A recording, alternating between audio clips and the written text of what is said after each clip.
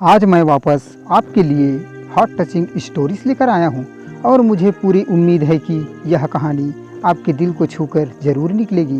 तो ज़्यादा आपका वक्त न लेते हुए मैं इस कहानी को शुरू करता हूँ। एक बार की बात है, एक बार एक अध्यापक एक संपन्न परिवार के शिष्य के साथ कहीं जा रहे थे तो उस शिष्य को कुछ मजाक सूझी, क्योंकि उसको रास्ते में किसी गरीब मजदूर के जूते दिखाई दिए। उसने अध्यापक से कहा, गुरुजी, अगर हम इन जूतों को छुपा दें तो कितना मज़ा आएगा।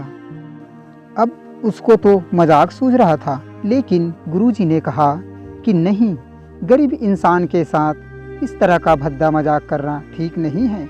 उसने कहा, क्यों ना हम इन जूतों में कुछ सिक्के डाल दें और देखें कि इसका इस गरीब मजदूर पर क्या प्रभाव पड़ता है।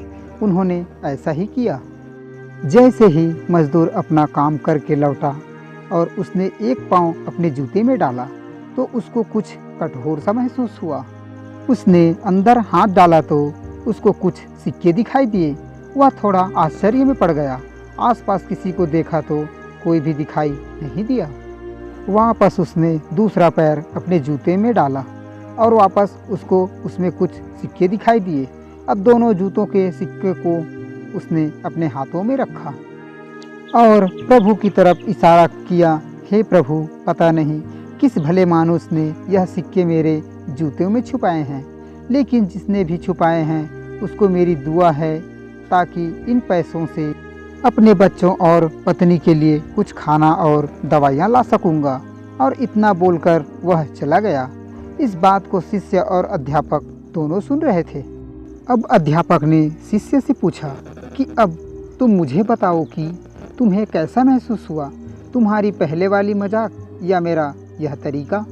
तो उसने कहा कि गुरुजी, मैं आपसे क्षमा चाहता हूँ।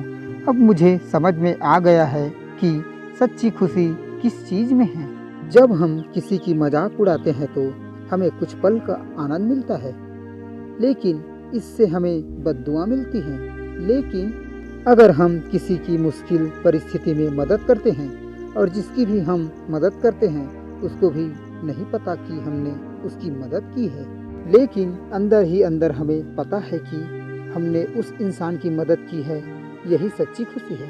जब हम दूसरों को खुशी देते हैं तो हमें सच्ची खुशी मिलती है।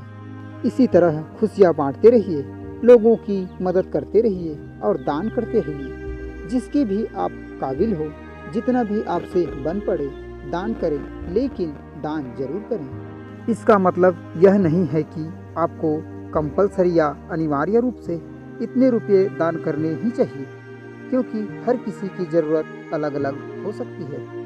नहीं कर सकते तो कम से कम चीज़ों का दान तो कर ही सकते हैं। मुझे पूरी उम्मीद है कि यह आपको ज़रूर अच्छी लगी होगी। आपका कीमती समय देने के लिए दिल से शुक्रिया।